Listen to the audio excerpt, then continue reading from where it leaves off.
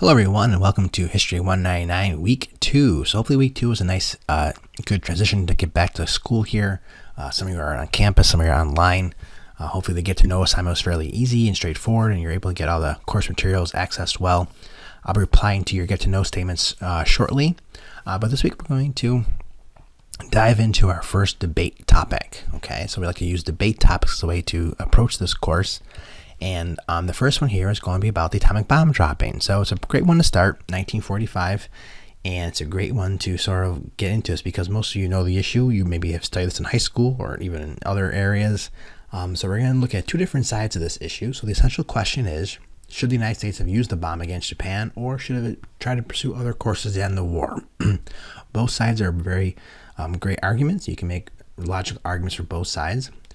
If your name is A through K, this week I'm going to actually take the affirmative that the dropping the bomb was the most effective. So sometimes I ask you to take a position. Even though you might not agree with this, it's a great skill to have, to take a position on an issue and look at that issue's arguments and look at its evidence and try to argue that position, even though in your heart you might think it's not, the right argument, which is okay. So it's a great way to know about that argument side. So L through Z is a negative, that this wasn't necessary, and then there's other means to actually end the war. Okay, so here's how this works. Everyone is going to take notes on this Google Doc. So I have this Google Doc here. You click on it, you're going to open it up, and it's going to force you to make a copy of it into your Google Drive. Do that. Hit make a copy. And this is like a note sheet as you prepare for your arguments. So you put your name on this. It's going to come up here. And you take notes focusing on the sides of the issue. Bulleted points is fine, but I also want to see some great direct quotes. There's a background article, which I'll show you. These are all links to each of the articles as well. And then this is the main source, the background article, secondary source. It's about 10, 11 pages long in terms of reading, and it gives you both sides of the issue. Take notes on it. Have some good quotes. And then there's multiple primary sources. Take notes on all of them. Some of them are for one side, some of them are for the other, but even though whatever side you have, I want you to take notes on every single document. So you read the documents, you take notes on them, bullet points, and some great direct quote examples. Okay. You can get the documents right through here. Click on the link, and it opens it up. And you can download this, print this out, or just leave it here. So this is the background article. And then there's, great schematics and things like that to help you. And then each of these primary sources are, about a page long. Some are longer, depending on which source it is. So there's just an example. It's a letter. That's it. Okay? It's pretty easy there in that respect. You can also get them off of the action sheet. These are all links to each of the articles as well. And then you're going to post your initial post where you outline your argument and using both paraphrase and quoted material. And you should use at least 4 to 5 sources in your post. And that's due by Wednesday the 2nd. So you go into our discussions here. You click on the discussion. And you can type it right in here. But sometimes I get nervous when people type right in like editor like this. Because if you hit the back button, you might lose your thoughts. I might type it up in Word or in a Google Doc and then paste the text. We don't want a file here. We don't want a link here. We want the text of your post here. And this is a well-developed post, multiple paragraphs. Introduction paragraph, where you kind of outline your arguments for us. Multiple body paragraphs where you use all your evidence. And then a conclusion paragraph. And it should be cited, some kind of parenthetical citation of which sources you used.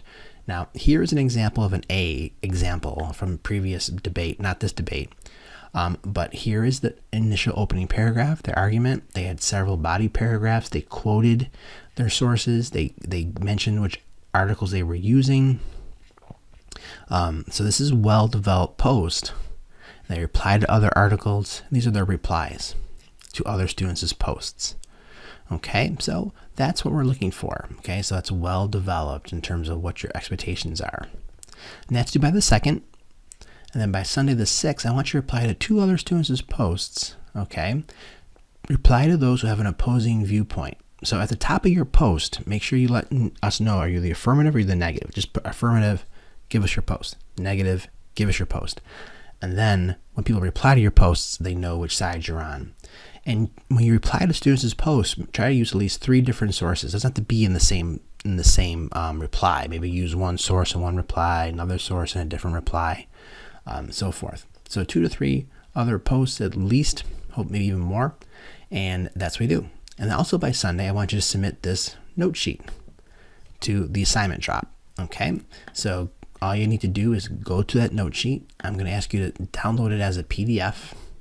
So if you're in a Google Doc, all you do is go to File, Download as a PDF, save it someplace, and then you're going to upload the PDF, let me get out of here, to this assignment drop. Here it is. There's the assignment drop, upload it. Okay, that's the rubric for the note sheet. They have a well-developed ideas that you're using there. Okay, and then also this is the rubric I'm using for your debate post. So make sure you look at that rubric as well. You know, again, great ideas, multiple points of view. You're showing your knowledge, good rebuttal statements, great closing statement, and great performance in terms of your text. Okay, so that's our module for the week. So if you have any comments or questions, again, reach out, let me know. These are also the directions of how to make a Google Doc into a PDF. All right, folks, have a great week and take care. Bye-bye.